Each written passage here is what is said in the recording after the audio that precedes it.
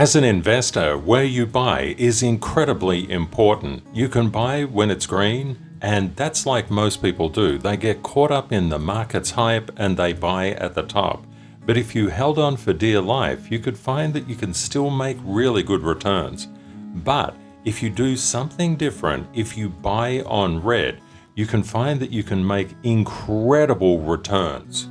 If we go back to the 2016 cycle, if you were unfortunate enough to buy at the top of that peak of the 2016 cycle and sell at the peak of the 2020 cycle, you would have made 251% return. But look at the difference. If you bought that capitulation and just sold at the same place, the difference in returns is astronomical. This is why you need to know where your buy structure is. A lot of people want to make huge returns, but they don't really focus on where the structure inside the market actually exists. It's kind of just like throwing a dart at a random dartboard. Just so long as people get into the market, they're happy. But professional investors and traders do something completely different. They look at the market from a structural perspective, seeking to get the best bargain out of every trade and investment they put in. In this video, we're going to look through the recent price action of the crypto market, and I'll give you some tips to create far better percentages than any of this. Let's run the numbers.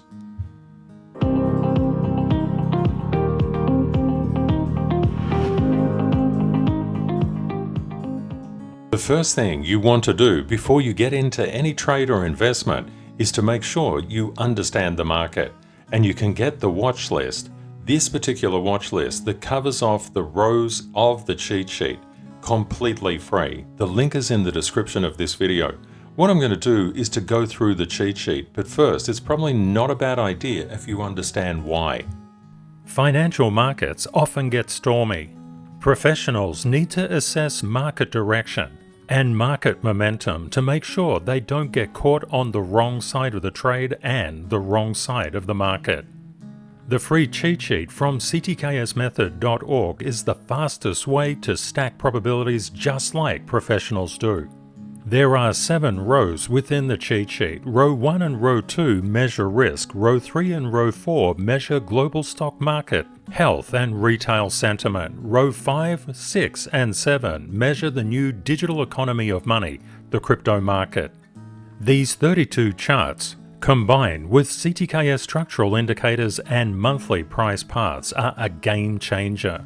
You'll gain confidence to know where the markets are heading and where they're getting weak, which often means the difference between outright fear and opportunity. Let's run the numbers. Crypto is an exponential asset class. That's why we need the cheat sheet to understand where things could be going. It's really useful to look past cycles as well. And we can see that the current price action is mirroring the 2016 halving cycle. There's also some negative momentum that's come through the 2020 halving cycle as well. So we're just following this particular price action at the current time. But the real key is, where are the safety nets? But one of the things to understand, every single chart has momentum, directional correlation, and also structure. We look through the cheat sheet to determine where the momentum is coming through other charts to push Bitcoin's price down or to rally it up. And as we go through the cheat sheet, you will see pretty plainly what caused the sell-off in the last 24 hours. Not only that, we can look at the structural levels to see how structure is always bounded. In that, it constrains price. Therefore, you will find that price is not random. Price is always structurally biased, but it has momentum and it has directional correlation that come through the other charts. This is how professionals look at the market. And it's the way that I want to share with you so that you can look at the market in exactly the same way.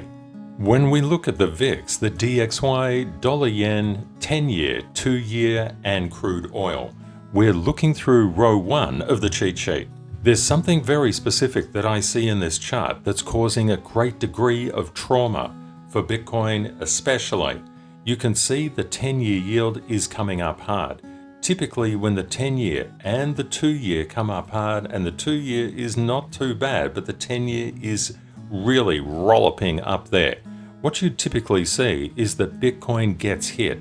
This is important to understand. This is why we look through the cheat sheet. Even though the VIX came down, now the focus has shifted to the 10-year. In truth, all of these charts are important, but your focus chart is the most important thing that you can keep your eye on. Typically, what we've seen is the yields tend to spike just before the VIX tends to spike up. We've seen Bitcoin's price come down, and Bitcoin is currently 92,725, but if I invert this scale, you'll notice that the 10-year and Bitcoin are quite well related, but inversely. Therefore, we must pay attention. At the current time, keeping your eyes on the yields is really important. If I invert all of Bitcoin's price action across the row ones, what you can see is the 10-year is fairly dominant in terms of direction.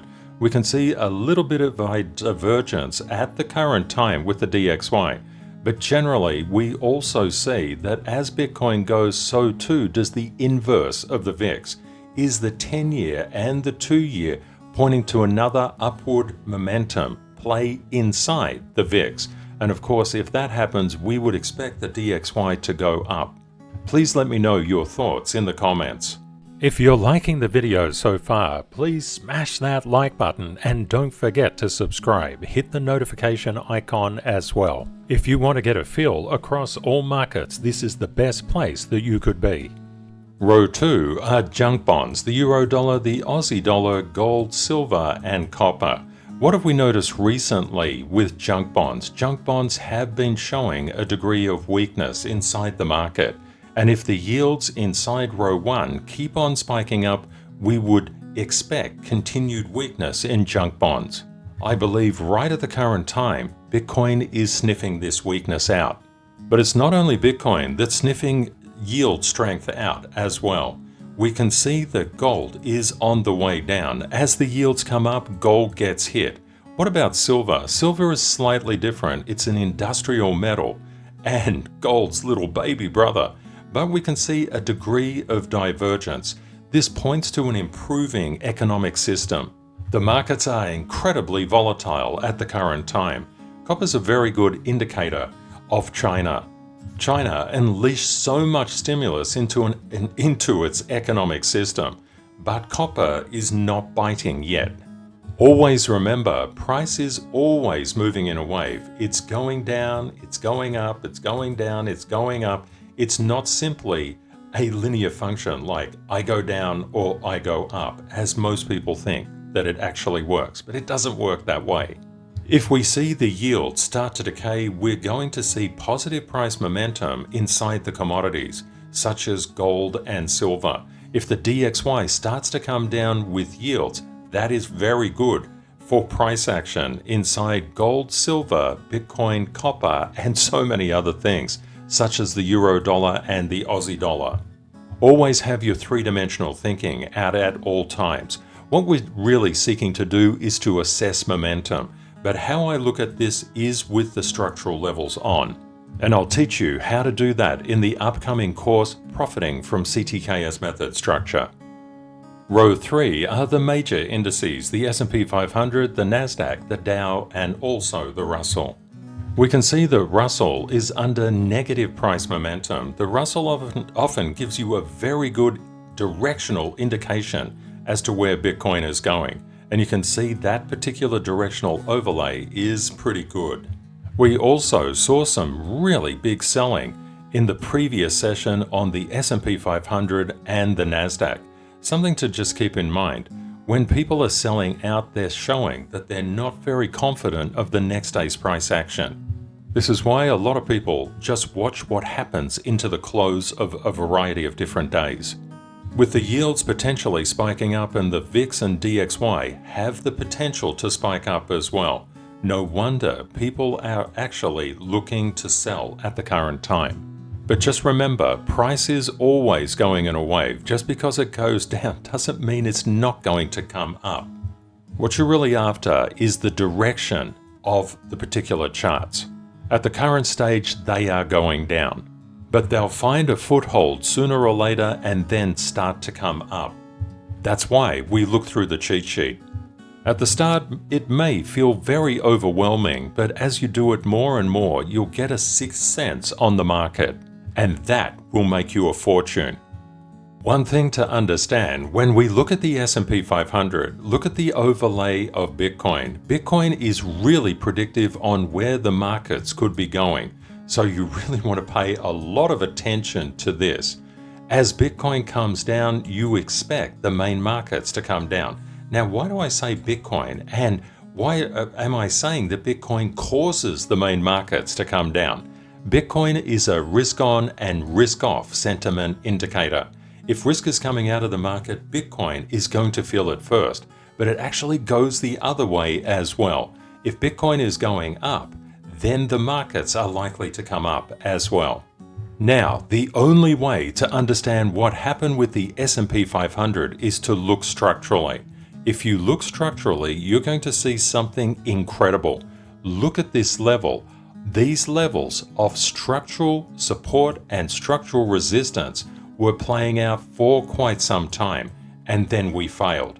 Then we failed and we came down hard because there's really not a lot of structure in these areas, not a lot of strong structure.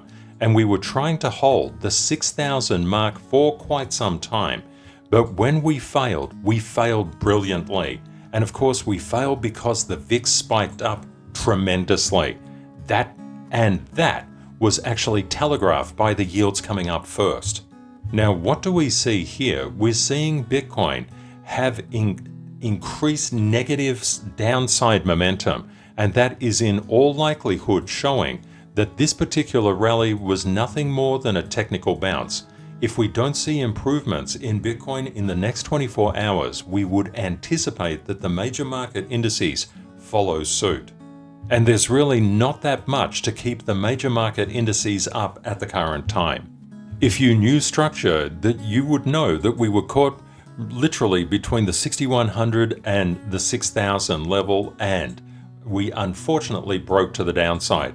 We literally just couldn't get through it. But if you didn't know structure, you wouldn't have any clue on earth why this was happening. Level 1 and Level 2 standard certification draw what are called Stanfield levels or CTKS levels. You'll see these on the charts that I'm going to show you next. Thicker is always stronger. The definition of Stanfield levels or SLs, they're also known as CTKS levels. They represent the most statistically significant levels where smart money will buy or sell in the future, and thicker is always stronger. These are formed across all of price history in strict accordance with Level 1 and Level 2 standard certification from CTKSmethod.org. Service members get 32 TradingView charts with structural indicators and monthly price paths. Zooming out a little bit from the start of December, we see inside row 4 that Apple has been coming up, but Bitcoin is sniffing out weakness. Tesla has been coming out, but Bitcoin is sniffing out weakness. Microsoft has become weak, but Bitcoin told us that weakness existed. Nvidia is just kind of all over the place at the current time.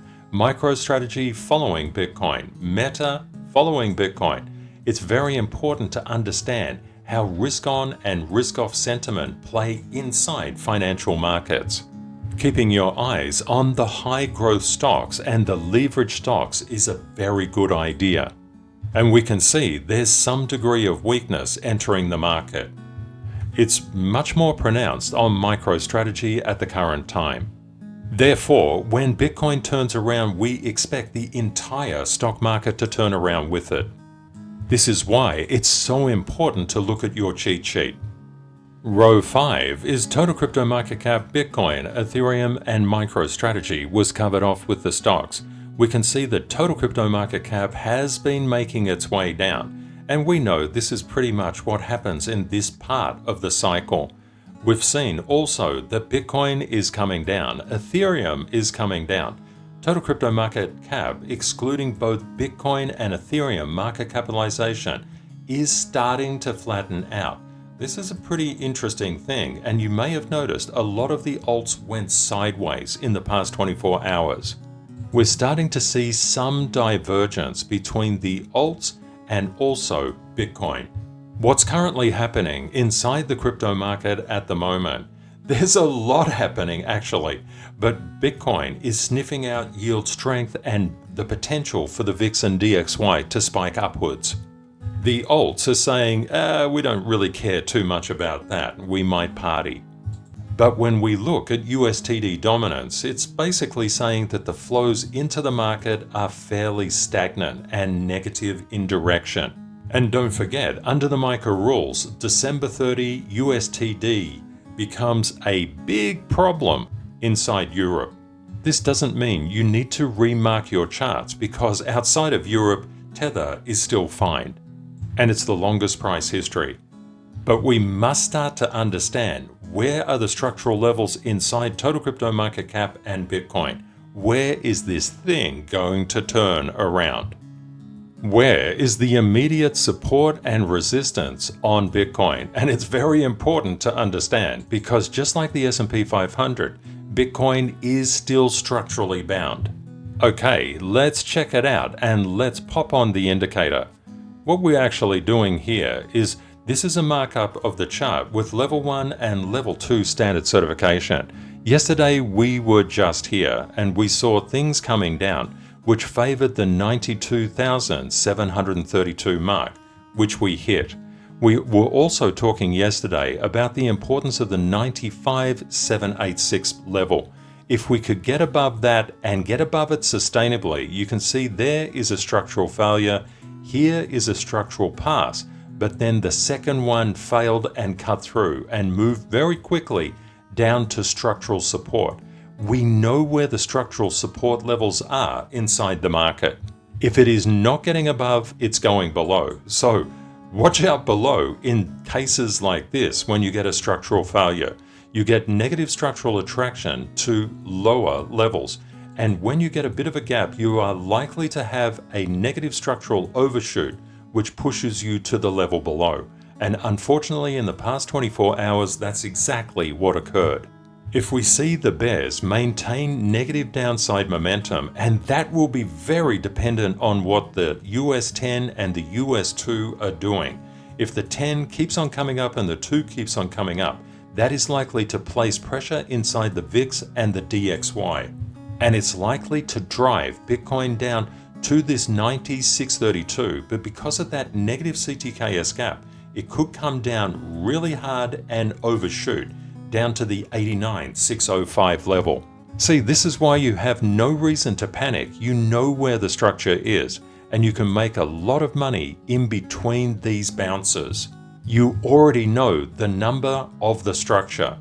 You know that 92,732 is a very good level of structural support, and it's playing out accordingly. We're seeing a negative. The bears are gaining control over Bitcoin. There is no question about that. They're pushing it down. So the issue is that downside momentum is on the cards at this time, but things can change relatively quickly, so just please bear this in mind. The key levels for you to look at right now are the 93,684 and the 96,32 levels. If we can get above the 93,684 and confirm it, we could very quickly move up to 95,786. If we don't hold the 92,732, we're favoring a movement down around to the 89,605. This is a complete bargain. So many people say, oh my God, it's going red, I'm out of the market. You don't want to think in this way. And I'll show you just an illustration of why you need to think incredibly differently. I'd like to show you something from inside the course. Rule 271, you do not have to make big percentages to make big percentages. A lot of people are chasing the 100x, the 50x, the 20x, never understanding how to actually calculate an x in the first place. The focus of our community is to turn small percentages, but to do it frequently. If you could do just 1% per day, you would make a 37.88x return, and that is a pretty good return. You could grow $100 up to $37.88. If you manage to turn 1.5% each day, and this is possible, you could get a 230x return. What typically happens, investors just say, I'm going to hold on for dear life. But the problem is they're generally brought in at the top of price action and they ride it all the way down to the bottom. Therefore, a much less risky scenario is to just make small percentages and just turn them over more frequently. You can make larger X's by turning over higher percentages. The profiting from CTKS method structure is focused on skilling you up to do things like this. And you can see in a downward market, we've got plenty of price waves that we can ride. It comes down, then it goes up, and it comes down, then it goes up.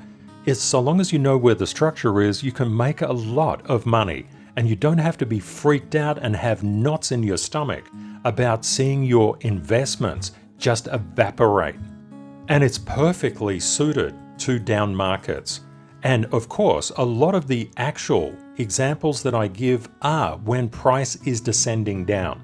I believe that anybody can make money in an up market, but it takes a huge amount of skill to go long at spot in a down market and make significant funds. That's what I'll teach you inside Profiting from CTKS Method structure. Row 6 is Litecoin, Bitcoin Cash, Binance Coin, and Ethereum Classic. What we can see is that Litecoin is getting lighter. This could actually point to a recovery inside the crypto market. We can also see Bitcoin Cash putting in strength. The fact that Binance Coin is attracting flows from retail investors and traders is very good news, and Ethereum Classic is coming up. Row 7 is ADA, Solana, Doge, and XRP.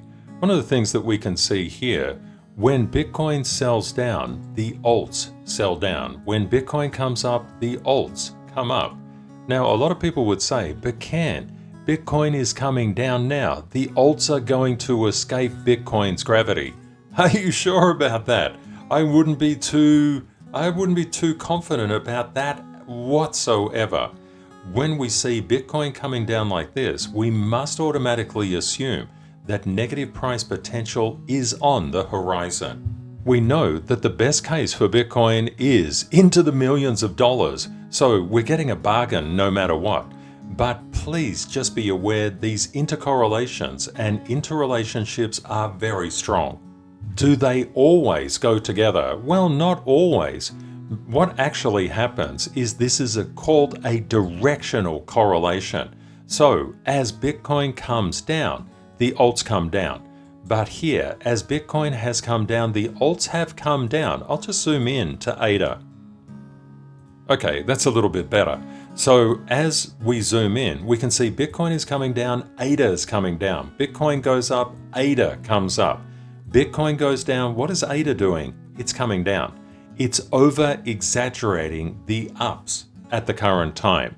This could indicate that risk is coming back into the crypto market and the alts are saying, hey, it's time to party. Enough of this negative price action. But this must always be confirmed by Bitcoin. Please keep that in mind. If it is unconfirmed, it means that the rally will not last. Understanding directional correlation is really important because you might look at it and say, oh, these charts, they just don't match up. They match up, believe me. There's no question, it does look quite good for the alts at the moment, but we would really prefer to see Bitcoin just joining them at the moment. It's not. Therefore, I would watch like an absolute hawk the structural levels on Bitcoin relative to the structural levels on the alts that you're trading or investing in. Have a great day or night ahead, my friends, and Kate and I will look forward to catching up with you again in the next video. Bye for now.